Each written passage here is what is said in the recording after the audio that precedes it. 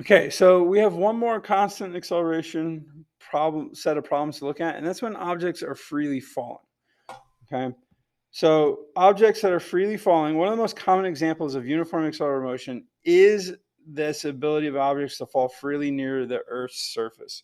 Okay, so when we talk about free fall, one of the people that first suggested it is Galileo. And what he just basically said is that all objects are going to fall at the same constant acceleration in the absence of air or other resistances.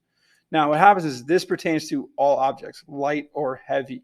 So it could be a boulder, it could be a piece of paper, okay, a crumbled up piece of paper.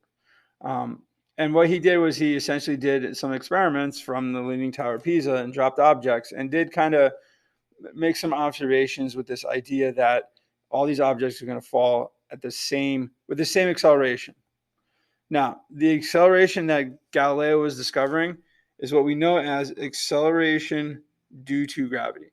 Okay, and it has a specific value, which is going to be g equals 9.81 meters per second squared.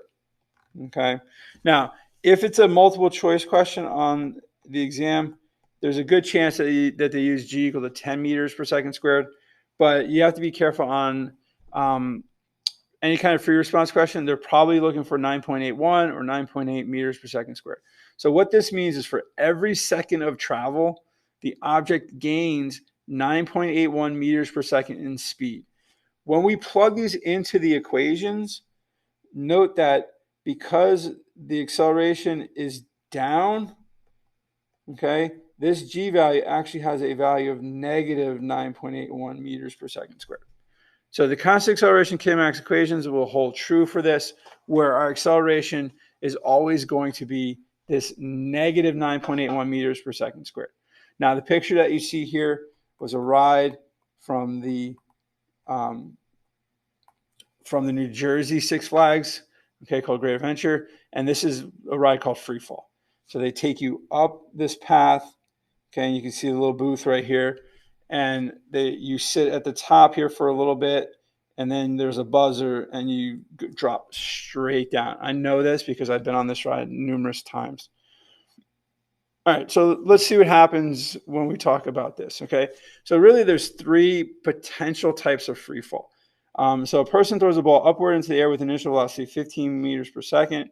How high does the ball travel? How long does it take the ball to return to the person's hand? And it should be apostrophe S.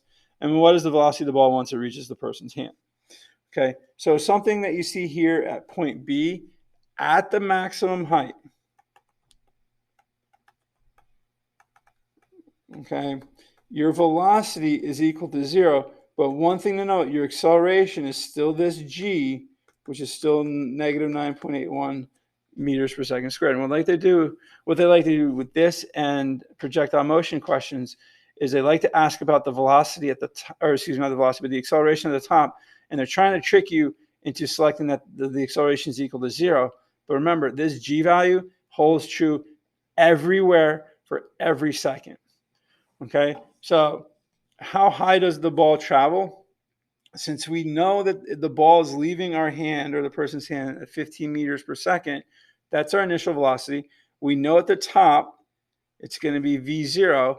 And so if I just do v equals v0 squared plus 2a delta x, I'm going to solve this for delta x because we're just call down here x equals 0, right? So that delta x actually just ultimately turns into x.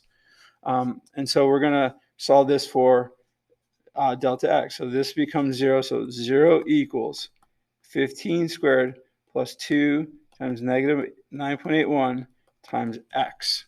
So 2 times negative 9.81 is 19.6. Okay, and so there's my equation. I'm solving this for x. So what I'm going to do is I'm going to do 19.6x equals 15 squared, which 15 squared is, I believe, 225. Not to the negative 1.